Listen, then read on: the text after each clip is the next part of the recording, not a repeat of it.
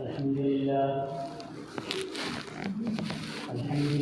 نحمده ونستعينه ونستغفره ونؤمن به ونتوكل عليه ونعوذ بالله من شرور أنفسنا ومن سيئات أعمالنا من يهده الله فلا مضل له ومن يضلله فلا هادي له ونشهد أن لا إله إلا الله وحده لا شريك له ونشهد أن سيدنا ومولانا محمدا عبده ورسوله أما بعد فأعوذ بالله من الشيطان الرجيم بسم الله الرحمن الرحيم تلك الرسل فضلنا بعضهم على بعض وقال النبي صلى الله عليه وسلم لا يؤمن أحدكم حتى أكون أحب إليه من والده وولده والناس أجمعين أو كما قال عليه الصلاة والسلام. معزز و مکرم سامعین باتمکین، محترم بزرگوں، نوجوان ساتھیوں، پیارے بچوں،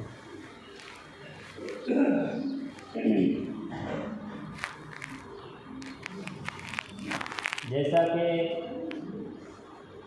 میں نے پچھلے ہفتہ ہی یہ بات کہی تھی کہ ربیع الاول کا مہینہ مبارک مہینہ چل رہا ہے اور انشاءاللہ العزیز یہ پورے مہینہ سیرت کے عنوان پر گفتگو ہوگی. آج بھی میں آپ حضرات کے سامنے سیرت النبی صلی اللہ علیہ وسلم کو موضوع گفتگو بناتا ہوں. اللہ رب العزت نے انسانوں کی رشد و ہدایت کے لیے، انسانیت کی رہنمائی کے لیے انبیاء کرام علیہم الصلاۃ والتسلیم کا سلسلہ جاری فرمایا اور تقریباً یہ سلسلہ 1,24,000 انبیاء علیہم الصلاۃ والتسلیم پر مشتمل تھا. اللہ رب العزت نے حضرت آدم علیہ الصلاۃ والسلام سے لے کر ہمارے نبی جناب محمد الرسول اللہ صلی اللہ تعالی علیہ وسلم تک جتنے بھی انبیاء کرام اس دنیا میں بھیجے، جتنے بھی انبیاء کرام کو اللہ رب العزت نے اس دنیا کے اندر مبعوث فرمایا، اللہ رب العزت والجلال نے ہر نبی کو کسی نہ کسی خاص وصف کے ساتھ کمال عطا فرمایا تھا. ہر نبی کو اللہ رب العزت نے کوئی نہ کوئی معجزہ عطا فرمایا تھا، کوئی نہ کوئی کمال عطا فرمایا تھا، کوئی نہ کوئی اعجاز عطا فرمایا تھا. اور سابقہ انبیاء علیہم الصلاۃ والتسلیم کو جو اعجازات، جو کمالات، جو معجزات دیے گئے تھے، وہ تمام کے تمام معجزات نبی اکرم سرور کونین صلی اللہ تعالی علیہ وسلم کی ذات میں، آپ کی شخصیت میں وہ تمام کے تمام کمالات، وہ تمام کے تمام معجزات آپ کی ذات اور شخصیت میں بدرجہ اتم تمامیت کے ساتھ پائے جاتے تھے. آپ نے یہ باتیں بہت سارے مقرروں، خطیبوں سے سنی ہوگی، لیکن شاید کہ آپ نے یہ باتیں اب تک سمجھنے کی کوشش نہ کی ہوگی اور آپ کو یہ باتیں سمجھ میں نہ آئی ہوگی. لیکن آج میں انشاءاللہ العزیز اس تفصیل اور اس ترتیب سے آپ کے سامنے بات کو رکھوں گا کہ آپ کے سامنے باتیں بالکل واضح طور پر کھل جائے گی اور آپ کے سامنے باتیں آ جائے گی اور آپ کے ذہن میں بھی یہ باتیں آ جائے گی کہ وہ تمام کمالات جو سابقہ انبیاء کو عطا کیے گئے تھے، وہ تمام کے تمام اعجازات و معجزات نبی اکرم سرور کونین صلی اللہ تعالی علیہ وسلم کی ذات میں، آپ کی شخصیت میں بدرجۂ اتم تمامیت کے ساتھ پائے جاتے تھے۔ میں تقابل نہیں بیان کرنا چاہتا، میں حضرت محمد مصطفیٰ صلی اللہ علیہ وسلم کی سیرت کو بیان کر کے دیگر انبیاء سابقین کی ذات میں کو مجروح نہیں کرنا چاہتا، لیکن میں قرآن پاک کی ایک آیت تلک الرسل فضلنا بعضهم علی بعض، اس کا سہارا لے کر اس آیت کی تفسیر آپ حضرات کے سامنے کرنا چاہتا ہوں۔ اللہ رب العزت والجلال نے حضرت آدم علی نبینا علیہ الصلاۃ والتسلیم کو جب اس دنیا کے اندر مبعوث فرمایا، پھر حضرت آدم علیہ الصلاۃ والسلام اللہ کی عبادت کے لیے اللہ کا گھر مکہ معظمہ کے اندر بنانا چاہا، بیت اللہ کی تعمیر کرنی چاہی، خانہ کعبہ کی تعمیر کرنی چاہی، تو اللہ رب العزت نے حضرت آدم علیہ الصلاۃ والسلام کو جنت سے ایک پتھر عطا فرمایا، اور اس پتھر کے اندر دو خصوصیتیں تھیں، دو خاصیتیں تھیں۔ نمبر ایک، وہ پتھر نہایت چمکدار اور روشن تھا۔ نمبر دو، اس پتھر کو جب کوئی انسان چھوتا تھا، اس کو چومتا تھا، اور آج بھی اس کی یہ خاصیت ہے، تو وہ پتھر انسانوں کے گناہوں کی ظلمت کو اپنے اندر جذب کر لیتا ہے، اپنے اندر کھینچ لیتا ہے، اور چھونے والے انسان کو گناہوں سے بالکل صاف اور ستھرا کر دیتا ہے۔ آج وہ پتھر خانہ کعبہ کے اندر نصب ہے، جسے ہم اور آپ حجر اسود کے نام سے جانتے ہیں۔ یہ حجر اسود جنت سے آیا ہوا پتھر ہے، اسی کا نام حجر الجنہ ہے۔ یعنی حضرت آدم علیہ الصلاۃ والسلام جب بیت اللہ کی تعمیر کرنا چاہے، خانہ کعبہ کی تعمیر کرنا چاہے، تو اللہ رب العزت نے حضرت آدم علیہ الصلاۃ والسلام کو جنت سے ایک پتھر عطا فرمایا۔ آئیے ہم دیکھتے ہیں کہ یہ معجزہ نبی پاک علیہ الصلاۃ والسلام کی ذات میں، آپ کی شخصیت میں پائی جاتی ہے یا نہیں۔ حضور پاک علیہ الصلاۃ والسلام نے ارشاد فرمایا، ما بین ممبری و حجرتی روضۃ من ریاض الجنہ، کہ میرے ممبر سے لے کر میرے حجرے تک کے درمیان کی جو جگہ ہے وہ پورا کا پورا ریاض الجنہ ہے۔ علماء کرام لکھتے ہیں کہ واقعتاً یہ جنت کا ایک ٹکڑا ہے جسے اللہ رب العزت نے جنت سے اٹھا کر کے آپ علیہ الصلاۃ والسلام کو عطا فرمایا۔ تو حضرت آدم علیہ الصلاۃ والسلام جب خانہ کعبہ کی تعمیر کرنا چاہے مکہ معظمہ کے اندر، تو اللہ رب العزت نے آپ کو جنت سے ایک پتھر عطا فرمایا، اور جب نبی پاک علیہ الصلاۃ والسلام مدینہ منورہ کے اندر مسجد نبوی کی تعمیر کرنا چاہے، تو اللہ رب العزت نے آپ کو صرف حجر اسود ہی نہیں بلکہ پورا کا پورا ریاض الجنہ عطا فرما دیا۔ اسی طریقے سے حضرت ابراہیم علیہ الصلاۃ والسلام جب ثانیاً بیت اللہ کی تعمیر کر رہے تھے، خانہ کعبہ کی دیواریں بلند ہو گئی، حضرت ابراہیم علیہ الصلاۃ والسلام کے ہاتھ نہیں پہنچنے لگے، دیواریں بلند ہونے کی وجہ سے آپ کے ہاتھ نہیں پہنچ رہے تھے، تو اللہ رب العزت والجلال نے حضرت ابراہیم علیہ الصلاۃ والسلام کو بھی جنت سے ایک پتھر عطا فرمایا۔ جس پتھر کے اوپر حضرت ابراہیم علیہ السلام چڑھ کر کے خانہ کعبہ کی تعمیر کر رہے تھے، اس پتھر کے اندر بھی دو خصوصیتیں تھیں۔ نمبر ایک، حضرت ابراہیم علیہ السلام خانہ کعبہ کی جب تعمیر کر رہے تھے، دیواریں بلند ہو رہی تھی، جوں جوں دیواریں بلند ہو رہی تھی یہ پتھر بھی نیچے سے اسی اعتبار سے بڑھتا جاتا تھا۔ دوسری خاصیت اور خصوصیت اس پتھر کی یہ تھی کہ حضرت ابراہیم علیہ السلام جب خانہ کعبہ کی تعمیر کر رہے تھے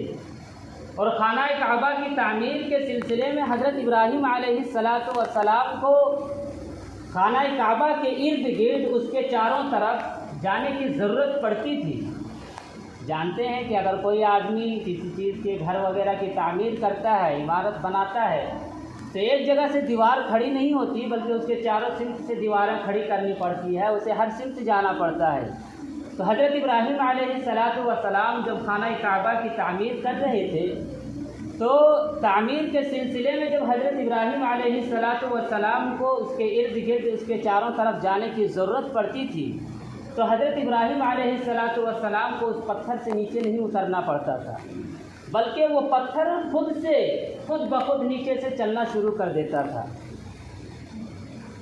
یہ دو خصوصیتیں تھیں۔ آج بھی وہ پتھر خانہ کعبہ کے اندر نصب ہے، جسے ہم اور آپ مقام ابراہیم کے نام سے جانتے ہیں۔ اس پتھر کے اندر آج بھی حضرت ابراہیم علیہ السلام کے قدمین کے نشانات ثبت ہیں۔ جو حجاج کرام گئے ہیں حج کرنے کے لیے وہ جانتے ہیں کہ وہ مقام ابراہیم ہے اور اس کے اندر اسے مقام ابراہیم کے نام سے جانا جاتا ہے، اور اس کے اندر حضرت ابراہیم علیہ السلام کے قدمین کے نشانات آج بھی ہیں۔ تو اللہ رب العزت نے حضرت ابراہیم علیہ السلام کو مقام ابراہیم عطا فرمایا، اور جب اپنے محبوب جناب محمد الرسول اللہ صلی اللہ علیہ وسلم کو دینے کی باری آئی تو اللہ رب العزت نے آپ کو مقام محمود عطا فرمایا۔ بات سمجھ میں آ رہی؟ حضرت امام شافعی علیہ الرحمہ کی ایک مرتبہ مجلس لگی ہوئی تھی۔ حضرت امام شافعی علیہ الرحمہ نے فرمایا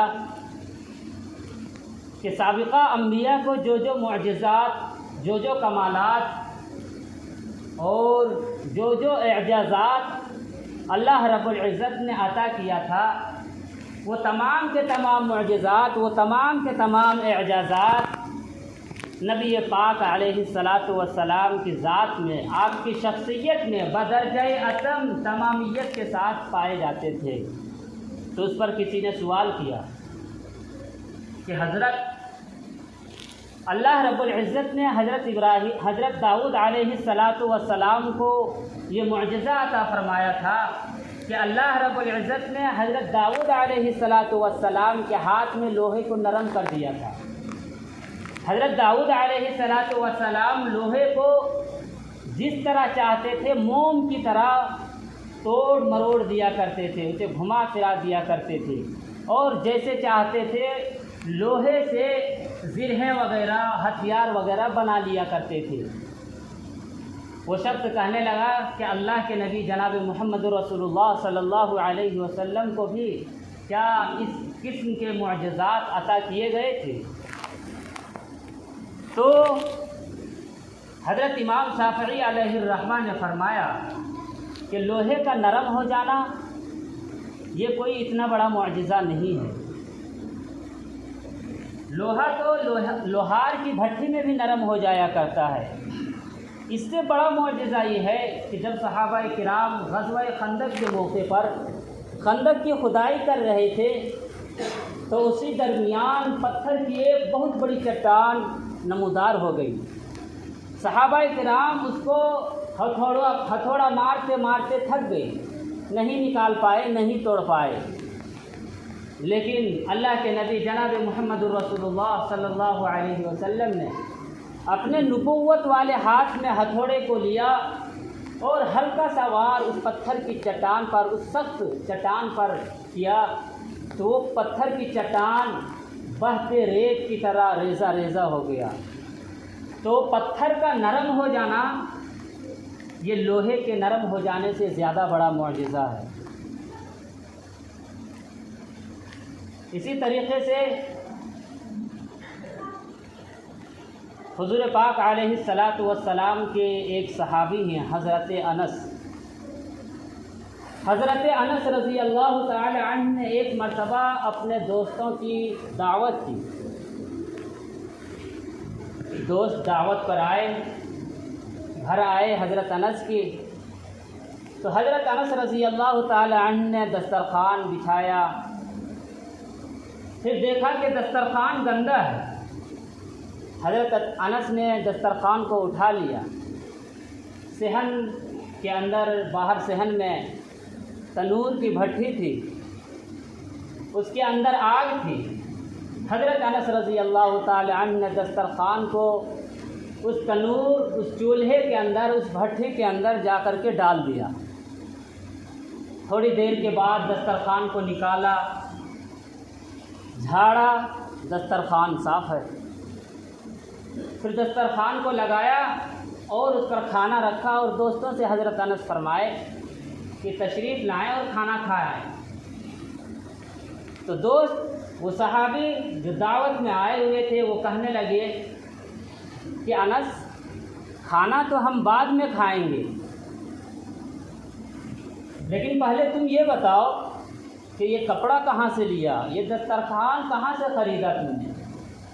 کیا فنکاری ہے، کیا لوجک ہے؟ ابھی ہم نے دیکھا کہ دسترخوان گندا تھا،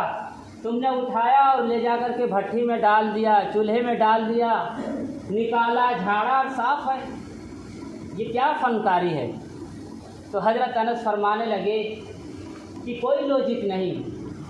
کوئی فنکاری نہیں، یہ کپڑا وہی ہے جو آپ کے گھروں میں ہے، بات صرف اتنی ہے کہ آج جس طریقے سے تم میرے غریب خانے میں تشریف لائے ہو اور میری دعوت پر آئے ہو، ایک مرتبہ میرا سویا مقدر بھی جاگا تھا کہ اللہ کے نبی جناب محمد رسول اللہ صلی اللہ علیہ وسلم بھی میرے غریب خانے میں تشریف لائے تھے، آقا نے کھانا تناول فرمایا تھا اور اپنے دستے مبارک کو، اپنے نبوت والے ہاتھ کو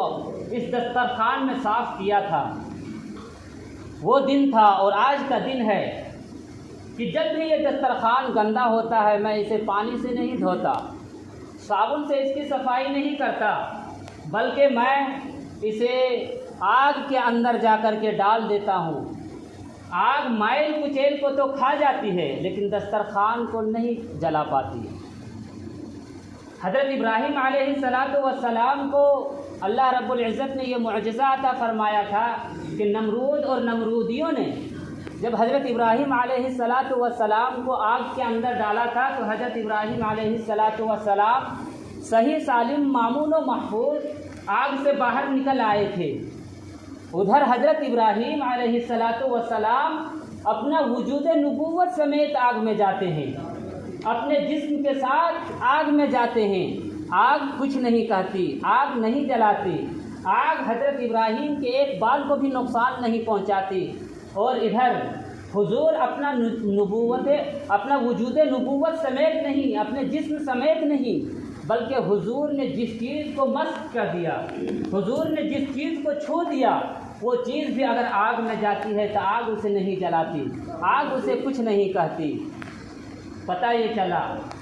کہ سابقہ انبیاء علیہ السلام کو اللہ رب العزت نے جو معجزات، جو کمالات، جو اعجازات عطا کیے تھے، وہ تمام کے تمام معجزات، وہ تمام کے تمام اعجازات حضور پاک علیہ السلام کی ذات میں، آپ کی شخصیت میں بدرجہ اتم اور تمامیت کے ساتھ پائے جاتے تھے۔ حضرت عائشہ رضی اللہ تعالی عنہ ایک مرتبہ روٹیاں بنا رہی تھی، پیارے آقا جناب محمد رسول اللہ صلی اللہ علیہ وسلم تشریف لائے اور حضرت عائشہ سے فرمایا کہ عائشہ، ایک پیڑا آٹے کا ایک لڈو مجھے بھی دو، میں بھی روٹیاں بناؤں۔ حضرت عائشہ نے حضور پاک علیہ السلام کو ایک پیڑا آٹے کا ایک لڈو دیا اللہ کے نبی جناب محمد رسول اللہ صلی اللہ علیہ وسلم اپنے نبوت والے ہاتھ سے روٹی کو بنایا اور اسے تنور کے اندر ڈال دیا، اور حضور پاک علیہ السلام گھر کے اندر تشریف لے گئے۔ کافی دیر کے بعد حضور پاک علیہ السلام آواز لگاتے ہیں کہ عائشہ کیا بات ہے،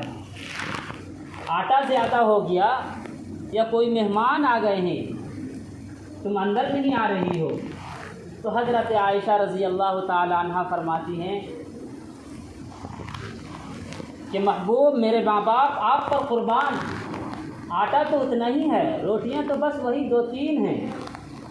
نہ کوئی مہمان آئے ہوئے ہیں، لیکن بات یہ ہے کہ آپ نے جس روٹی میں ہاتھ لگایا تھا اس روٹی کو آگ نہیں پکا رہی ہے۔ تو ادھر حضرت ابراہیم اپنا وجود نبوت سمیت اپنے جسم سمیت آگ میں جاتے ہیں، آگ کچھ نہیں کہتی، اور ادھر پیارے آقا جناب محمد رسول اللہ صلی اللہ علیہ وسلم اپنا جسم سمیت نہیں بلکہ آپ نے جس روٹی میں ہاتھ لگا دیا وہ روٹی بھی اگر تنور کے اندر، بھٹی کے اندر، چولہے کے اندر جاتی ہے تو آگ اسے کچھ نہیں کہتی۔ پتہ یہ چلا کہ جو اعجازات، جو معجزات اللہ رب العزت نے سابقہ انبیاء کو عطا کیے تھے وہ تمام کے تمام آپ کے اندر پائے جاتے ہیں۔ اسی طریقے سے حضرت موسیٰ علیہ نبینا علیہ الصلاۃ والتسلیم کو اللہ رب العزت نے یہ معجزہ عطا فرمایا تھا کہ حضرت موسیٰ علیہ الصلاۃ والسلام اپنے ہاتھ کو بغل میں دباتے اور اس کو یوں نکالتے تو ہاتھ پورا روشن اور چمکدار نظر آتا تھا۔ آئیے ہم دیکھتے ہیں کہ اس قسم کا معجزہ نبی کی ذات میں بھی پائی جاتی ہے یا نہیں۔ حضرت عائشہ رضی اللہ تعالی عنہ کی روایت ہے، حضرت عائشہ فرماتے ہیں کہ پیارے نبی جناب محمد رسول اللہ صلی اللہ علیہ وسلم میرے حجرے کے اندر تشریف فرما ہوتے، رات کا وقت ہوتا، حضور کی ذات سے اس قدر روشنی پھیلتی تھی، اس قدر روشنی پھوٹتی تھی کہ اگر رات کی تاریکی میں بھی اگر میرے کمرے میں سوئی گر جاتی تو میں اسے آپ کی روشنی سے ڈھونڈ لیا کرتی تھی۔ پتہ یہ چلا کہ حضرت موسیٰ کو جو معجزہ اللہ رب العزت نے عطا فرمایا تھا اس قسم کا معجزہ آپ کی ذات میں بھی پائی جاتی تھی۔ اسی طریقے سے حضرت عیسیٰ علیہ نبینا علیہ الصلاۃ والتسلیم کو اللہ رب العزت نے یہ معجزہ عطا فرمایا تھا کہ حضرت عیسیٰ علیہ الصلاۃ والسلام جب کسی مادر ذات نابینے کی آنکھ پر اگر اپنے ہاتھ کو پھیر دیتے تھے، کوئی پیدائشی اندھا ہوتا تھا اور اس کی آنکھ پر اپنے ہاتھ کو پھیر دیتے تھے تو وہ بینا ہو جاتا تھا، اس کی روشنائی لوٹ آتی تھی، وہ بینا ہو جاتا تھا، اسے معلوم ہونے لگتا تھا۔ آئیے ہم دیکھتے ہیں اس قسم کا معجزہ نبی کی ذات میں پائے جاتے ہیں یا نہیں۔ حضرت ابو قتادہ رضی اللہ تعالی عنہ ایک صحابی ہیں، ایک غزوے کے اندر یہ شریک ہوئے۔ حضرت ابو قتادہ کی آنکھوں کے کنارے آ کر ایک تیر لگی، اس سے حضرت ابو قتادہ کی آنکھ باہر آ گئی اور وہ رخسار چہرے کی طرف جھول گئی۔ حضرت ابو قتادہ اللہ کے نبی جناب محمد رسول اللہ صلی اللہ علیہ وسلم کی خدمت میں حاضر ہوئے اور آ کر کے عرض کیا کہ اللہ کے رسول، ایک تیر لگی اور میری آنکھ باہر آ گئی ہے، یہ آنکھ میرے رخسار تک پہنچ گئی ہے، ابھی تھوڑے دن پہلے ہی میری شادی ہوئی ہے، میرا نکاح ہوا ہے، اگر میں اس حال میں اپنا گھر لوٹا تو میری بیوی مجھ سے نفرت کرنے لگے گی۔ اللہ کے رسول جناب محمد رسول اللہ صلی اللہ علیہ وسلم نے اپنے نبوت والے ہاتھ سے اس آنکھ کو پکڑا اور اس کھول میں رکھ دیا۔ حضرت ابو قتادہ 80 سال کی عمر میں قسم کھا کر کے فرماتے ہیں کہ میں قسم کھا کر کے کہتا ہوں کہ اللہ کے نبی نے اپنی نبوت کے ہاتھ میری جس آنکھ میں لگایا تھا اس آنکھ سے مجھے آج بھی زیادہ دکھائی دیتی ہے، زیادہ معلوم پڑتا ہے۔ پتہ یہ چلا کہ اللہ رب العزت نے جو اعجازات و کمالات اور معجزات سابقہ انبیاء علیہم السلام کو فرداً عطا فرمایا تھا، وہ تمام کے تمام اعجازات، وہ تمام کے تمام معجزات آپ کی ذات میں، آپ کی شخصیت میں بدرجہ اتم پائے جاتے تھے۔